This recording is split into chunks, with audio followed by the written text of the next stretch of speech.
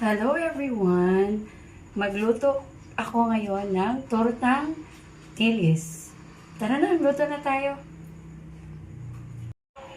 So, 1/4 lang ito. Isang itlog lang.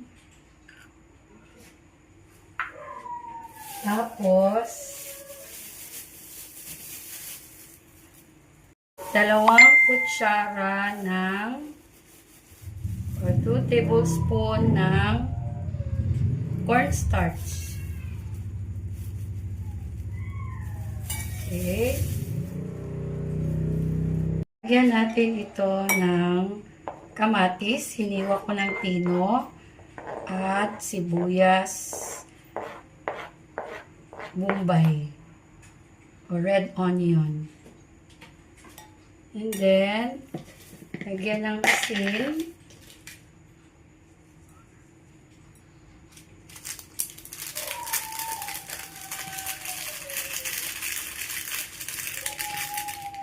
Lagyan ng pampalasa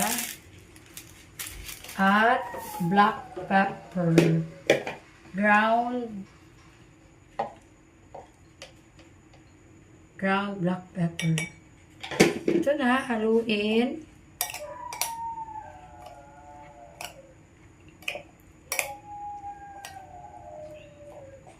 Parang kulang yata yung isang itlog.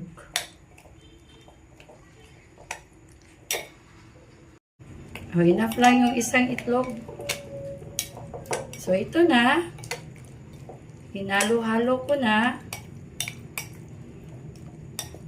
At maghanda na tayo sa ating pan. So, init na ang ating mantika. At ilagay na natin ang ating dilis with sauce.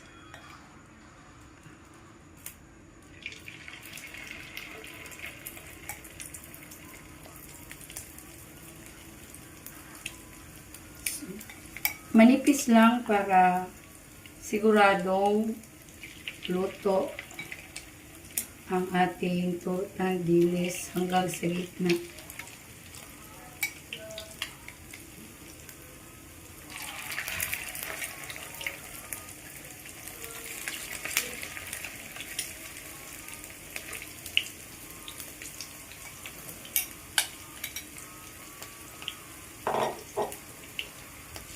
Medium heat lang.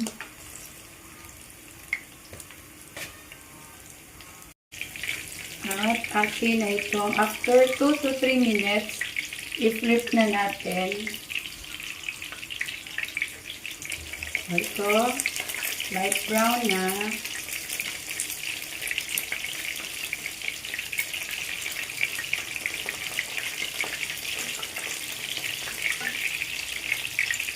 Babango na siya.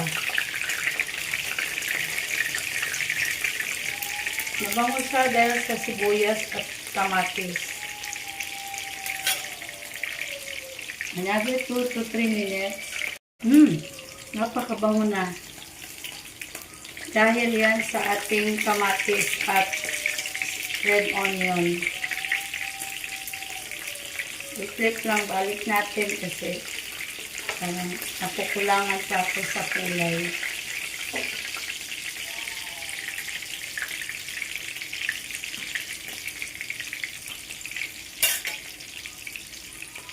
Lapit na siyang maluto. Ito at luto na ang ating tortang bulinaw or tortang dilis. Oh, sarap.